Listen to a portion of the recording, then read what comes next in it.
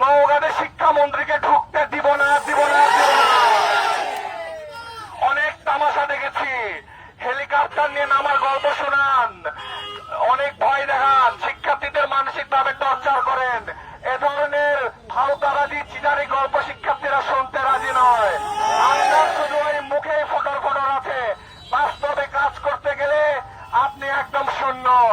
আমরা শুনেছি গতদিন তিনি বলেছেন, এক কল ফাঁস হয়েছে শুনেছি, শিক্ষার্থীদের ফার্মের মুরগি বলেছেন। মনে রাখবেন, এখন কিন্তু জুলাই মাস চলছে, এই জুলাই মাসেই কিন্তু এই স্বৈরাচার আওয়ামী লীগকে শিক্ষার্থীরা দেশ থেকে ভাগিয়েছে।